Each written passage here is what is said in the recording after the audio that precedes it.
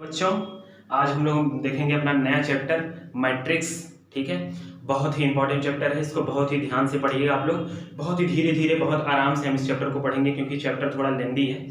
ठीक है ना, और समझ करके पढ़ेंगे तभी आपको समझ में आने वाली चीज़ें हैं। और वीडियो पूरा जरूर देखिएगा तभी आपको चीज़ें क्लियरिफाई होंगी क्या है क्या नहीं है। चलिए हम लोग आते हैं मैट्रिक्स पे। तो सबसे पहले तो मैट्रिक्स को बोलते क्या है हम, इसका एक और नाम होता है रेक्टेंगुलर एरे। कहीं कहीं ऑर्डर्ड रेक्टेंगुलर एरे भी मिल जाता है आपको लिखा हुआ।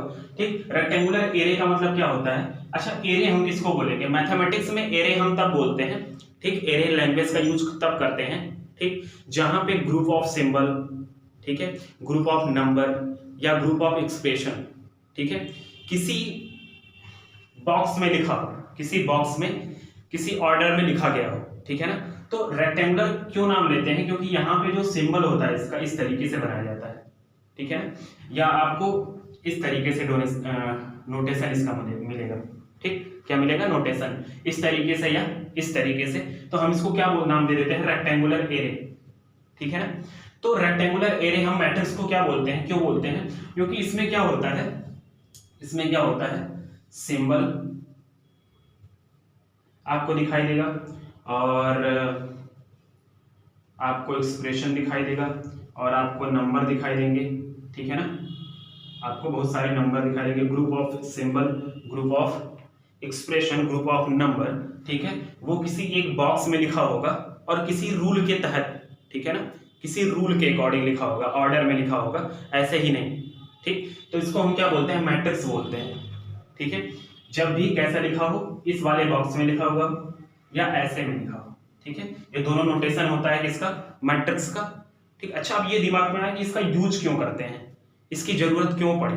आखिर ये किसी अगर मैथमेटिक्स में या कहीं भी अगर नई चीजों की खोज हो रही है तो कहीं ना कहीं पुराने वाली चीजों से बेटर कुछ इसमें होगा, इसीलिए नए चीज की जरूरत पड़ी। ठीक है ना, तो पीछे वाली चीजों में क्या होता था, पीछे क्या होता है, इसकी जरूरत क्यों है? अभी मैं अगर नॉर्मली आपको बता दूं तो इसका जरूरत पड़ता है, साइमल्टेनियस इक्वेशन होते हैं, साइमल्टेनियस लीनियर इक्वेशन हमारे पास होते हैं, उसको सॉल्व करने में बहुत ही आसानी से इसका यूज करते हैं और बहुत ही आसानी से हमारा क्वेश्चन सॉल्व भी हो जाता है। जैसे आपसे अगर बोला जाए, जैसे ऐसे ही बोल कर दिखाऊं आपको मैं कि अगर 3 वेरिएबल का इक्वेशन है तो आपको 3 इक्वेशन चाहिए, 2 वेरिएबल का इक्वेशन है तो 2 वेरिएबल का लीनियर इक्वेशन है तो 2 इक्वेशन चाहिए, 4 वेरिएबल का लीनियर इक्वेशन है तो 4 वेरिएबल चाहिए। ठीक है ना, 4 इक्वेशन चाहिए कम से कम उसको सॉल्व करके उसकी वैल्यू फाइंड करने के लिए। ठीक है ना, तो अगर ऐसे आपसे बोला जाए कि 30 वेरिएबल का कोई इक्वेशन है, ठीक है, तो कम से कम कितने इक्वेशन चाहिए? 30 इक्वेशन आपको सॉल्व करने के लिए। तो वो ये जो सारे साइमल्टेनियस इक्वेशन होते हैं ना, इसको सॉल्व करने के लिए सबसे आसान तरीका क्या होता है? मैट्रिक्स और डिटर्मिनेंट्स। अभी आगे जरूरत पड़ेगी आपको, आगे पढ़ोगे, अगला चैप्टर, अगला एक्सरसाइज आपका है, सॉरी अगला चैप्टर है डिटर्मिनेंट्स। ठीक है ना, तो वहां पे हम देखेंगे कि मैट्रिक्स और डिटर्मिनेंट की सहायता से हम कैसे इक्वेशंस को सॉल्व कर लेते हैं बहुत आसानी से। ठीक है, अब हम देखेंगे कि ये इसमें क्या क्या चीजें होती हैं, इसकी प्रॉपर्टी क्या होती है, ठीक है, इसके टाइप क्या क्या होते हैं। ठीक, तो इसका यूज क्यों किया जाता है इक्वेशन को सॉल्व करने में? ठीक, कहीं कहीं इसका यूज प्रोग्रामिंग में, कंप्यूटर में भी किया जाता है। हम क्या करते हैं? प्रोग्रामिंग डाल देते हैं इसके टाइप का, ठीक, या इसका डिफिनीशन लगा करके, और हमारे बहुत ही क्रिटिकल क्वेश्चन जो होते हैं इसके डिफिनीशन से क्या होते हैं? सॉल्व हो जाते हैं। ठीक, और कैसे टाइप के क्वेश्चन? इक्वेशन वाले क्वेश्चन। ठीक है ना, तो ये इतना था आपको बताने के लिए केवल। ठीक है, कि मैट्रिक्स में क्या होता है, इसका सिंबल ये होता है, इसको हम रेक्टेंगुलर एरे या ऑर्डर्ड रेक्टेंगुलर एरे बोल सकते हो आप। ठीक, ये क्या होता है? ग्रुप ऑफ सिंबल, एक्सप्रेशन या नंबर, इसको हम क्या करते हैं? किसी रूल के तहत, ठीक है, इसमें हम सजा करके लिख देते हैं। अच्छा चलो भाई, अब हम आते हैं कि इसका नोटेशन क्या क्या होता है और हम किसको क्या कहते हैं। ठीक है, ध्यान से थोड़ा देखिएगा, छोटी छोटी बारीकियों को समझते हुए चलिएगा।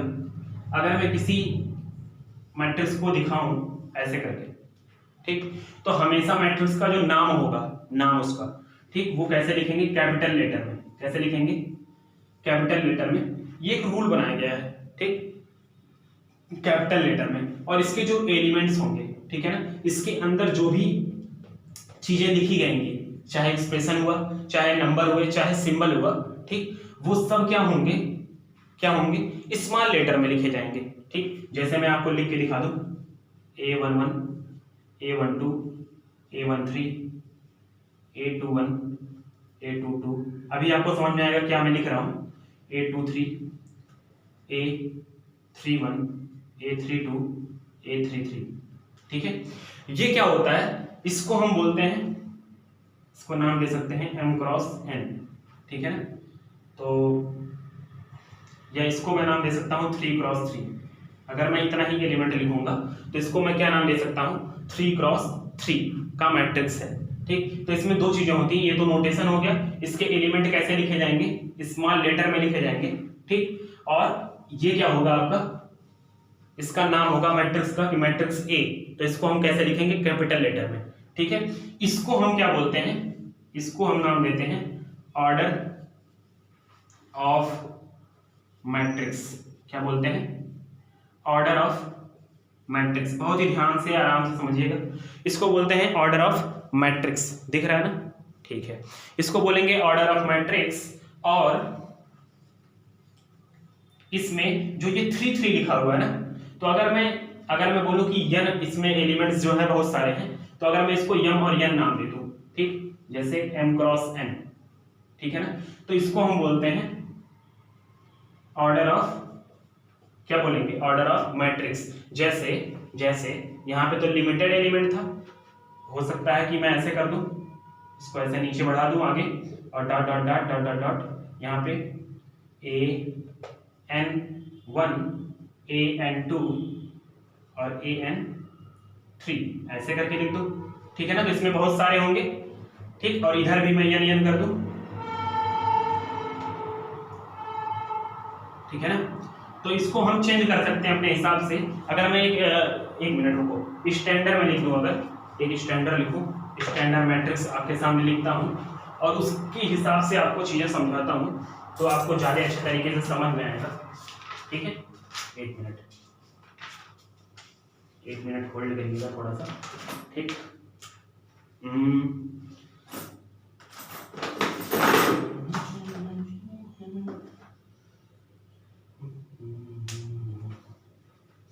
देखिएगा, अगर मैं लिख दूं A11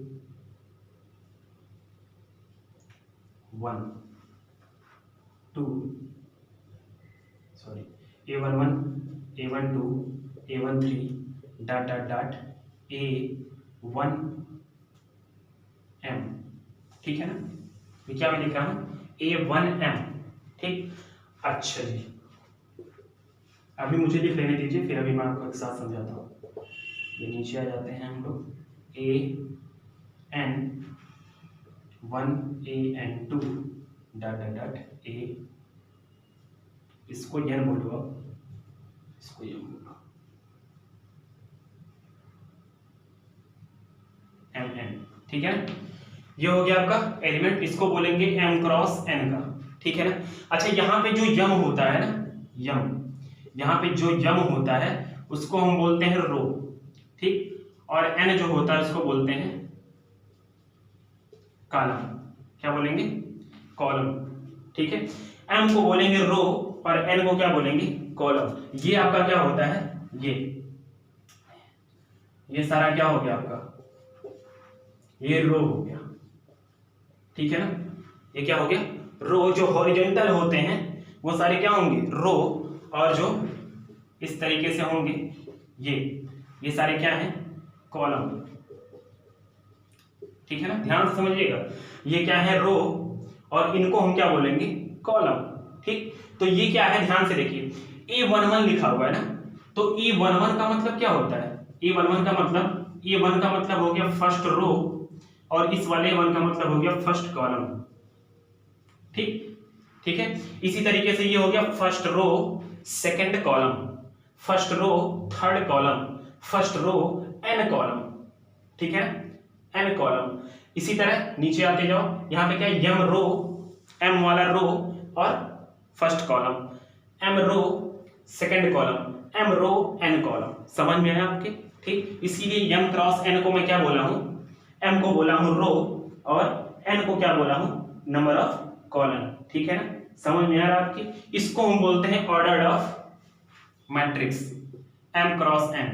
को हम क्या बोलेंगे, ऑर्डर ऑफ मैट्रिक्स। मतलब इससे हम ये पता करेंगे कि उस मैट्रिक्स का ऑर्डर कितना है। कैसे, पहले रो को लिख देंगे और बाद में कॉलम को लिख देंगे, क्रॉस लिखेंगे तो हमको पता चल जाएगा। जैसे मैं लिखूं 3x2 का कोई मैट्रिक्स, तो आपको पता चल जाएगा कि उसमें 3 क्या होना चाहिए, रो होना चाहिए, और 2 क्या होना चाहिए, कॉलम होना चाहिए। ठीक, अगर मैं आपसे बोलूं 4x3 तो आप बोलोगे सर 4 रो होना चाहिए और 3 क्या होना चाहिए, कॉलम होना चाहिए। तो ये आपके दिमाग में कब आ जाएगा, जब आपको ये पता होगा कि ऑर्डर ऑफ मैट्रिक्स होता क्या है, m क्रॉस n होता है। अच्छा जी, ये हो गया आपका नंबर, एलिमेंट्स हो गए सारे। ठीक, अब एलिमेंट्स को अगर मैं स्टैंडर्ड फॉर्म में लिखूं तो मैं ऐसे लिख सकता हूं aij, क्या लिख सकता हूं, aij। ठीक, इसमें से i क्या होता है, i होता है नंबर ऑफ क्या, i का मतलब क्या हो गया, यहीं से आप पता करो, number of row, and i का मतलब हो गया नंबर ऑफ रो, और j का मतलब हो गया नंबर ऑफ कॉलम। ठीक है ना, ध्यान से देखिएगा, ध्यान से समझिए, एकदम ध्यान से, दिख रहा है आपको एकदम अच्छे से, कोई भी दिक्कत नहीं है। चलो ध्यान से देखो, a इक्वल टू लिखा हुआ है बड़े वाले ब्रैकेट में, क्या लिखा है बड़े वाले ब्रैकेट में, a11 a12 a13 a1n। ठीक, नीचे आ गया am1 am2 dot dot dot dot amn। ठीक, ये कितने क्रॉस कितने का है, m क्रॉस n का एक मैट्रिक्स लिखा हुआ है स्टैंडर्ड फॉर्म में। तो m क्रॉस n को हम बोलेंगे क्या, क्या बोलेंगे, ऑर्डर ऑफ मैट्रिक्स। क्या बोलेंगे, ऑर्डर ऑफ मैट्रिक्स इसको बोलेंगे।